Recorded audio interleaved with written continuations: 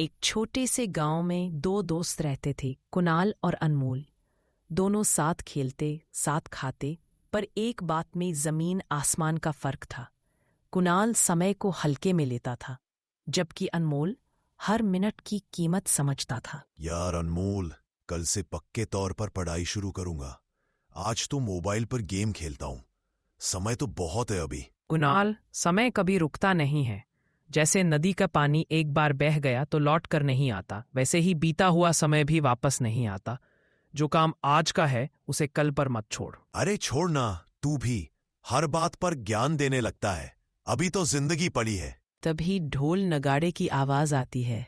एक बूढ़ा जादूगर सा आदमी गांव में प्रवेश करता है, हाथ में पुरानी लकड़ी की पेटी और बड़ी सी जेब घड़ी। सुनो गांव वालों, मैं हूं समय बाबा। जो भी समय का सही उपयोग करना सीख ले, उसकी किस्मत खुद बदल जाती है। आज मैं लेकर आया हूं घड़ी वाला चैलेंज। वाह, चैलेंज! मैं तो जरूर भाग लूंगा। पहले सुन तो लो कि चैलेंज क्या है, फिर फैसला करना। इस पेटी के अंदर एक घड़ियों का शहर है, घड़ीपुर। जो भी इसमें जाएगा उसे वहां 5 घंटे मिलेंगे। जो व्यक्ति उन 5 घंटों का सही उपयोग करके सुनहरे पलों के पत्थर जुटा लाएगा, उसकी एक बड़ी इच्छा पूरी हो जाएगी। लेकिन अगर उसने समय यूं ही बर्बाद किया तो उसे अपने खोए हुए हर पल का बोझ जीवन भर महसूस होगा। तो कौन तैयार है? मैं तैयार हूं बाबा। 5 घंटे ही तो है, आराम से संभाल लूंगा। कुणाल, समय के साथ खेल मत। ये चैलेंज मजाक नहीं लग रहा। अरे तू टेंशन मत ले, मैं जीत कर ही आऊंगा। कुणाल पेटी के पास जाता है। समय बाबा गाड़ी घुमाते हैं। पेटी का ढक्कन खुद ब खुद खुल जाता है। तेज रोशनी कुणाल अंदर खींचा चला जाता है। अंदर एक अलग ही दुनिया है। हर तरफ दीवार घड़ियां, टॉवर घड़ियां, रेत घड़ियां, हवा में तैरती डिजिटल घड़ियां। अरे वाह, ये तो पूरा शहर ही घड़ियों से भरा है। सामने एक रास्ता दिखता है जहां चमकते पत्थर दूर दूर दिखाई दे रहे हैं। शायद वही सुनहरे पलों के पत्थर है। लेकिन पहले थोड़ा आराम कर लेता हूं। 5 घंटे का तो समय है ही। वह एक बेंच पर बैठकर आंखें बंद कर लेता है। घड़ियां आपस में फुसफुसाती है। आवाज गूंजती है। घड़ी एक धीमी आवाज में, टिक टॉक टिक टॉक। जो सोता है वह खोता है। घड़ी 2, हर मिनट एक मौका है जो लौटकर नहीं आएगा।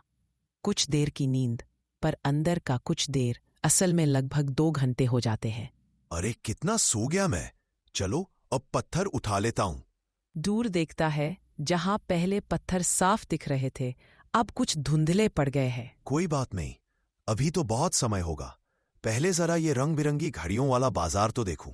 वहां लगी चमकती घड़ियां, संगीत, नाचते कूदते लोग देखकर मस्ती में पड़ जाता है। कुछ समय नाचने गाने में निकल जाता है। घड़ी 3 तेज आवाज में, जो समय को खेल समझता है, समय उसे सिखाता जरूर है। अब तक लगभग 3 घंटे बीत चुके हैं। अब भूख भी लग रही है। पहले कुछ खा लेता हूं, फिर पत्थर ले जाऊंगा।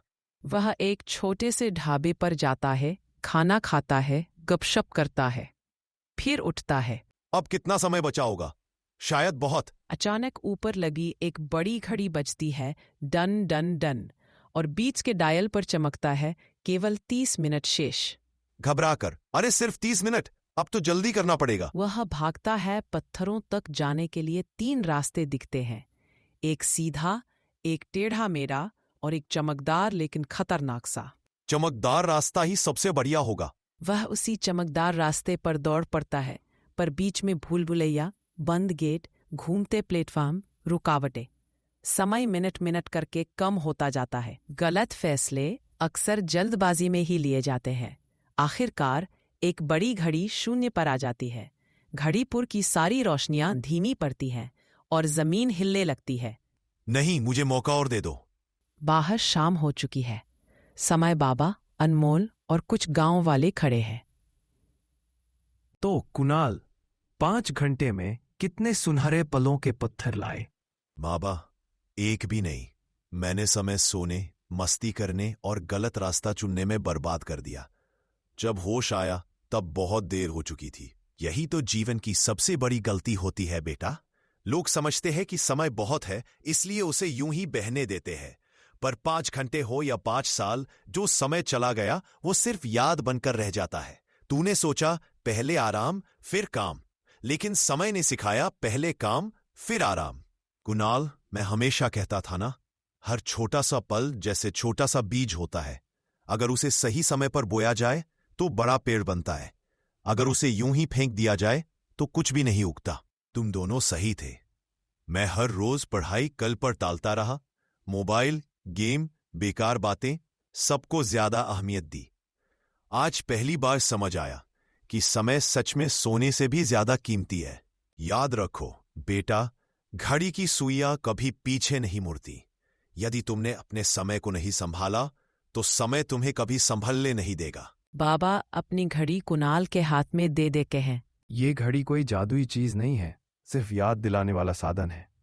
जब भी इसकी टिक टिक सुनो, सोचो अभी जो पल बीत रहा है, क्या मैं इसे सही जगह खर्च कर रहा हूं?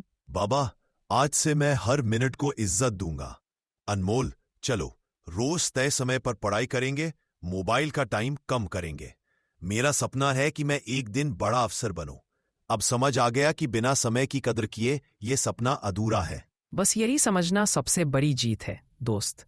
मेहनत और समय का सही उपयोग, ये दोनों मिल जाए तो कोई लक्ष्य दूर नहीं। उस दिन के बाद से कुणाल ने अपना पूरा दिन एक टाइम टेबल के हिसाब से बांट लिया। सुबह जल्दी उठना, पढ़ाई, मेहनत, थोड़ा आराम और बहुत कम फालतू बातें। कुछ महीनों बाद गांव के लोग खुद कहते थे, कुणाल पहले जैसा नहीं रहा, अब बहुत बदला हुआ है। इस कहानी से सीख मिलती है, समय सबसे बड़ा धन है जो एक बार चला जाए कभी लौट कर नहीं आता।